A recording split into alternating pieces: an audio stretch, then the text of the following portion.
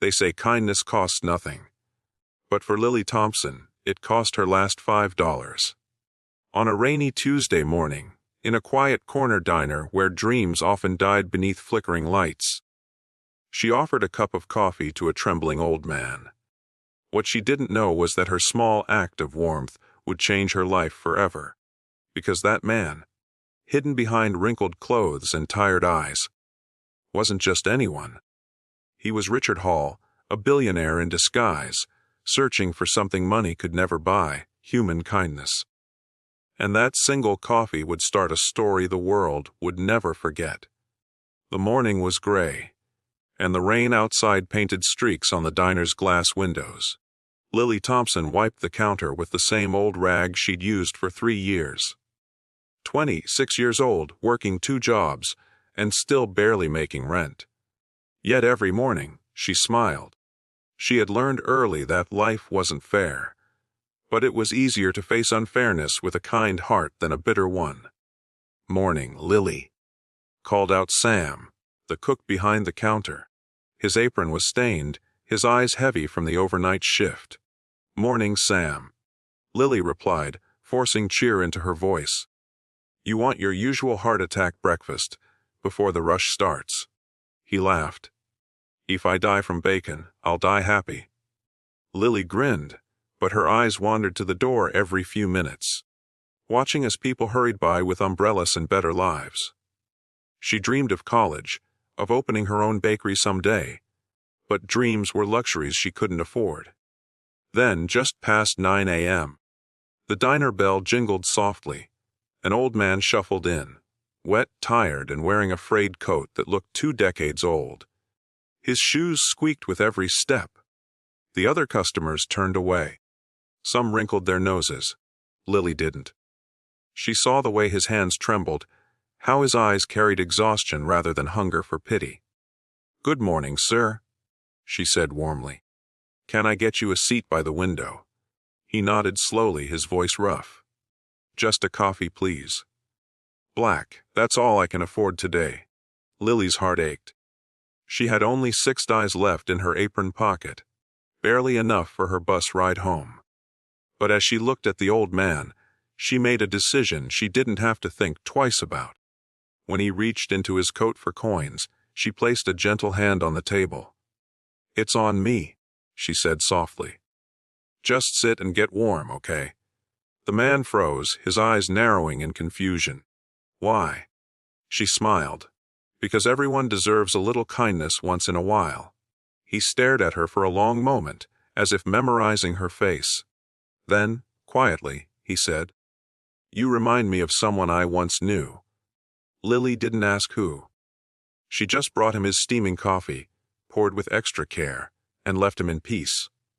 For the next hour, he sat there in silence, occasionally glancing at her as she moved between tables, juggling orders, laughing with tired customers.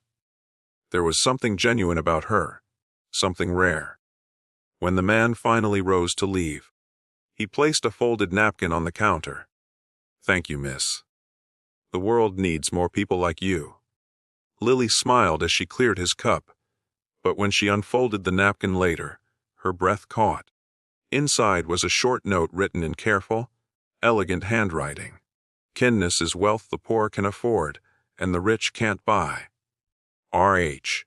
She tucked it into her apron pocket, never imagining those initials would soon change her entire life. Days passed.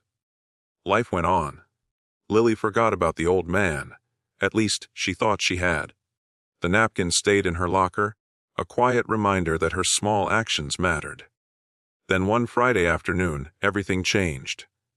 The diner was packed when a sleek black car pulled up outside. A chauffeur stepped out, holding an umbrella for a man in a tailored suit. Conversations hushed as the man entered. He looked familiar, but no one could place him. When his eyes met Lily's, she froze. It was the same man, the same eyes, the same gentle smile, but everything else about him was different. The worn-out coat was gone, replaced by the kind of suit that cost more than her entire year's salary. "Good afternoon, Miss Thompson," he said politely, handing her a business card. I'm Richard Hall. We met a few days ago. Her jaw dropped. You're the man who, he nodded, had the coffee you paid for. She blinked, speechless. I owe you more than coffee, he continued. That day, you showed me something I thought no longer existed.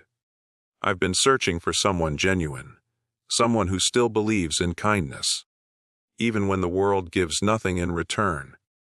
He paused, eyes softening. I've recently started a foundation, a charity to support people from humble backgrounds who want to make a difference. And I want you to lead one of our community programs. Lily's knees nearly gave out. Sir, I don't know anything about business. I just serve coffee. He smiled. You serve something much rarer than coffee, Miss Thompson. You serve hope. That's exactly what we need. A tears welled in her eyes. But why me? Because, he said gently, the richest people in the world aren't the ones with the most money. They're the ones who give when they have the least. The diner erupted in applause as her co-workers and customers watched in stunned silence. That day, Lily quit her job, not out of pride, but out of purpose.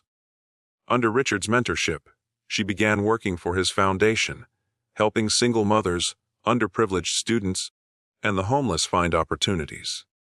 Years later, she would stand on stage beside him as he introduced her to a crowd of thousands. This, he would say proudly, is the woman who bought me a cup of coffee and gave me back my faith in humanity. The audience would rise to their feet, but Lily's eyes would find his, full of the same warmth as that rainy morning. And she'd whisper, barely audible over the applause, guess that $5 was worth it after all. Because it was. A single act of kindness had rewritten her entire story, and proved once again that the smallest gestures often lead to the biggest miracles.